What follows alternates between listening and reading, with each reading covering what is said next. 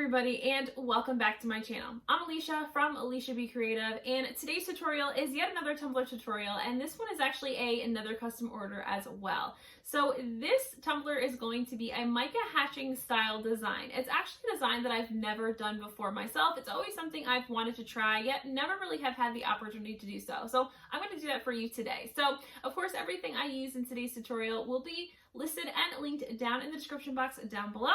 Check that description box out for discount codes as well as links to all of my social media. So before you go, definitely give this video a huge thumbs up and subscribe to my channel.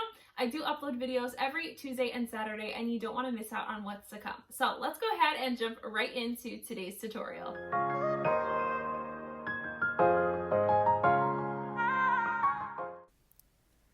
Alright, so today I am starting with a true 22 ounce tumbler that I've spray painted with a black flat matte spray paint.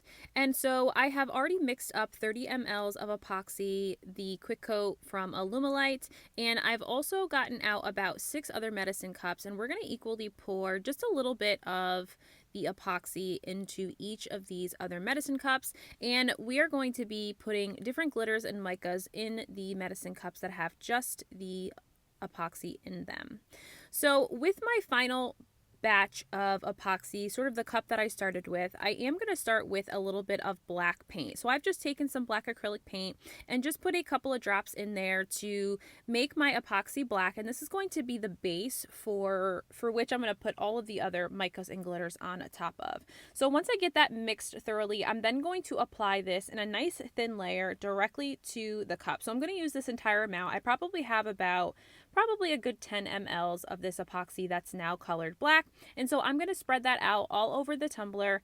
And again, I did mention that I'm using a fast setting epoxy. So if you're someone who likes to spend a lot of time when you're doing this technique or doing Milky Ways, I definitely would recommend using a regular epoxy versus a fast set, because you don't want to run the risk of any of your epoxy sort of flash curing or starting to get really warm before you're able to use it. But if you're someone who's pretty quick with applying things, you certainly could use a quick set if you have enough time in your epoxy for how much work time you have with your pot of epoxy.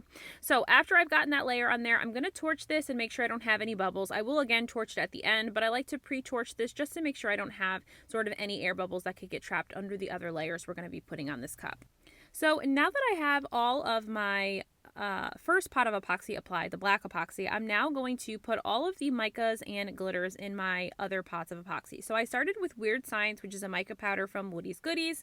I now am going in with Violet, which is a mica powder from 4K Glitter from Shop Vinyl Gallery.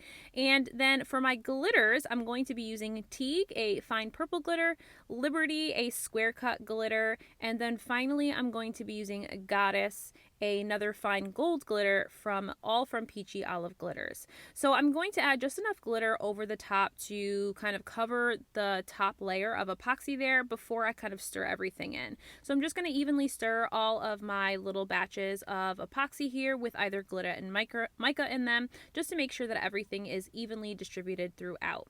So once I have gotten everything kind of stirred up, I'll then start to begin to do this technique. So technically this is called a mica hatching technique, and I don't really know what the difference is between like mica hatching versus Milky Way, other than obviously with mica hatching it's usually done on like a black base, whereas a Milky Way is usually you're adding white to whatever colored glitter base you have. So but I do find that the techniques are very similar.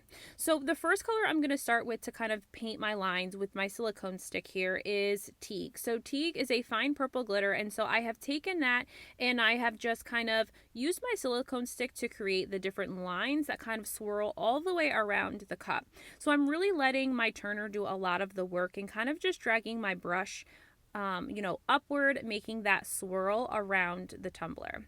So I did about, I think, 4 lines of Teague to kind of create my base. And again, in my head, I kind of have a general look as to what I wanted this to look like. And the way that I did this was to start with some colors that matched my image. And so I'm going to show you the image a little bit later in the tutorial, but that is kind of how I came up with this color scheme or palette to use for this tumbler.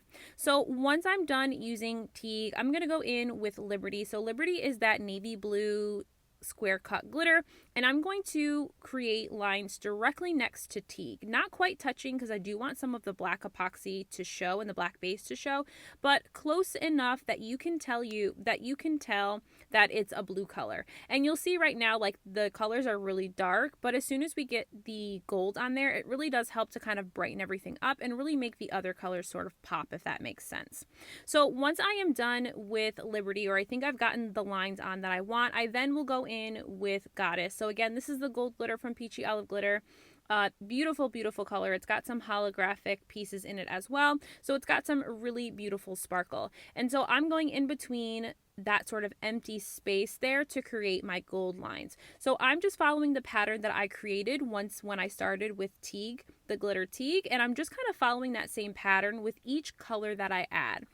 And so I think that this is a technique and a style that really would look beautiful with any sort of palette of color of glitters that you can kind of put together.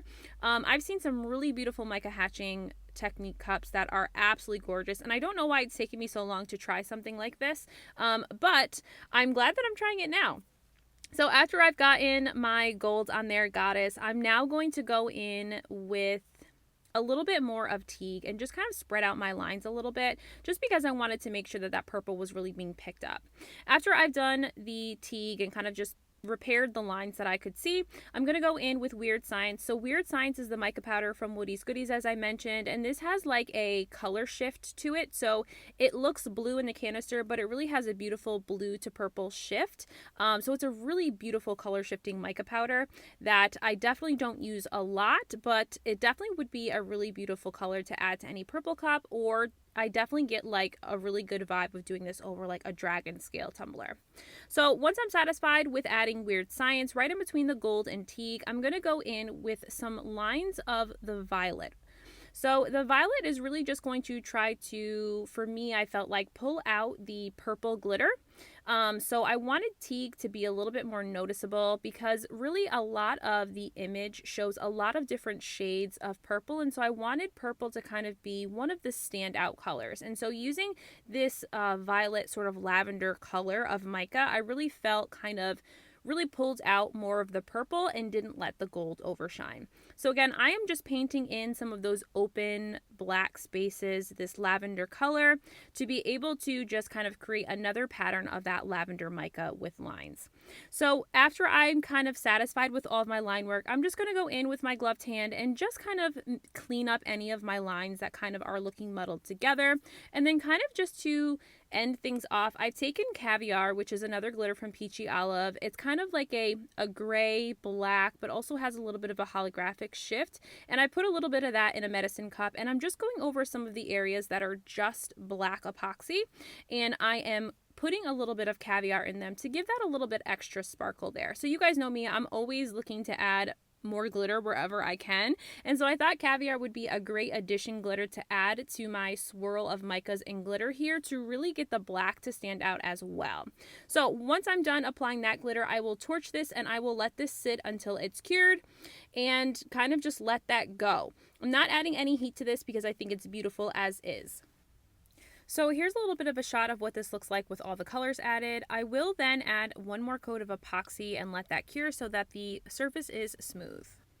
So this is the image that I printed on some printable vinyl from HTV-RA, and I printed that to be sized about, I want to say 3.5, and now I'm going to spray this with one coat of clear gloss spray paint to make sure that none of my ink rubs off. While I'm waiting for that to dry, I am going to pull an image that I got from Etsy. So I have this beautiful butterfly image that I wanted to add and incorporate into the cup, and I got this again from Etsy, and I'll link the shop where I purchased it from down in the description box. So I'm just going to upload this into Cricut Design Space and kind of size it and play with the sizing of my cup to determine how large I want. So I know that I'm going to be printing this on some textured gold vinyl from Cricut. It's literally my favorite gold vinyl to use, but I need to figure out how large I want to make this. And so you're going to see me play around kind of a lot with kind of the sizing, and I will put the exact measurements, down in the description box down below.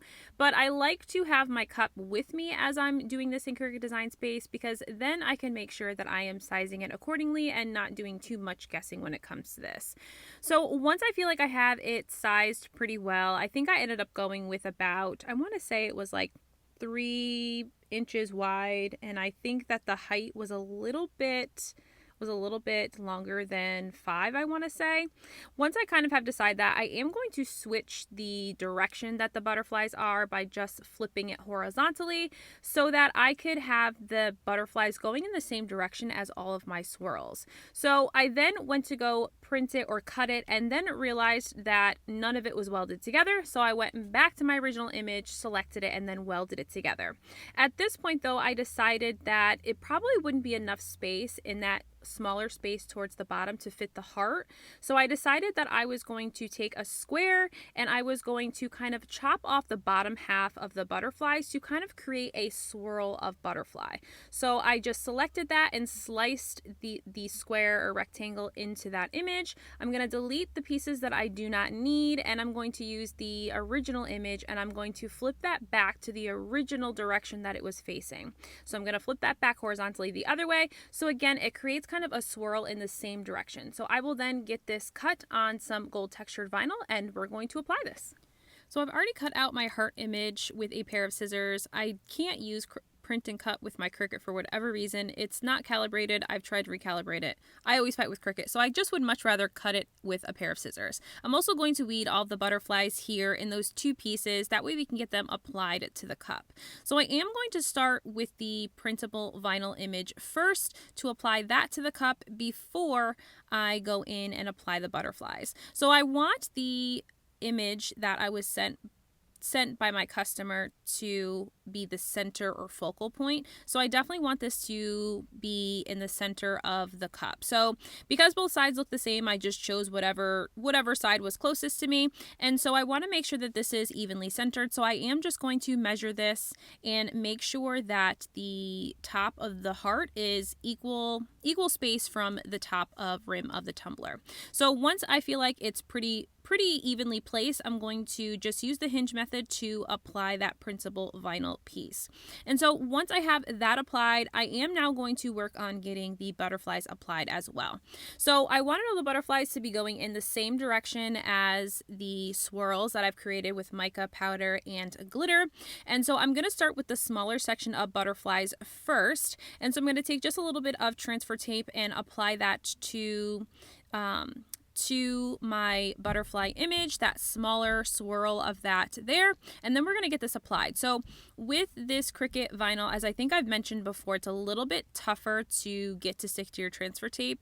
So I like to flip it over and then peel the backing from it, as opposed to trying to pull up with the transfer tape and the image attached. But once I get that attached to my transfer tape, I am going to secure the butterflies to kind of the bottom, almost the bottom portion of the cup, sort of like in line with the bottom point of the heart, and that is going to be where the first set of butterflies go. I'm going to do the exact same thing with the other section of butterflies, except for this is going to take the upper portion of the cup. So I wanted there to be almost part of an image along the entire cup, like not so much that it's super busy, but I definitely wanted you to be able to flip to the back side of the cup and be able to see the top portion of the butterflies and the bottom portion of the butterflies at the same time, if that makes sense. So as I'm placing this, I kind of realized that this one butterfly that's right at the edge is going to kind of interfere with what I'm going with, and it's not going to allow the rest of the butterflies to be applied evenly without getting chopped off. So I took that little butterfly and just kind of cut that piece off, and I'm actually going to use that for the bottom portion. And so now I'm going to secure the rest of the butterflies except for the largest butterfly and I'm going to just peel off that backing. So once I have the backing sort of removed, I'm going to take the largest butterfly, and I just wanted to kind of place it a little bit better so that it fits on the tumbler all the way. In the placement that it was originally, it actually was going to get cut off by the top of the tumbler, which is why I just removed that and replaced that. So once I have my butterfly secured, I think it looks absolutely gorgeous. And so the final thing I'm going to do here with the decal is just to add that little butterfly that I cut off from that second image there and apply that directly in the center and sort of facing where the front focal point of the cup is. And so as soon as that is done, that's pretty much all I'm going to do as far as decals go. I will send this to the customer to just see if she's satisfied with what I've put together so far before I do any sort of final coats, if you will. So once I have that done, because this is a textured vinyl, I am going to apply a little bit of polyacrylic to my textured gold vinyl. And I want to do this because I want to make sure that I don't get any lifting whatsoever in my coats of epoxy, because that then causes a lot of sanding, and if I can avoid the sanding, I definitely will do so.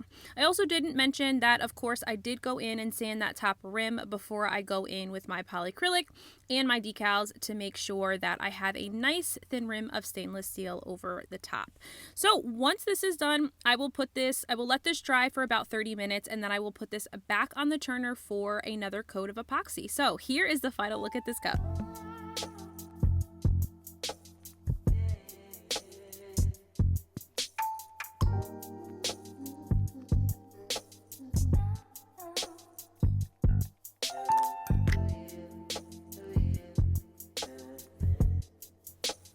So I hope that you enjoyed today's tutorial. This was an honor to be able to make such a special tumbler for such a very special person. So if you loved today's tutorial, definitely give this video a huge thumbs up and subscribe to my channel, and I'll see you guys again soon.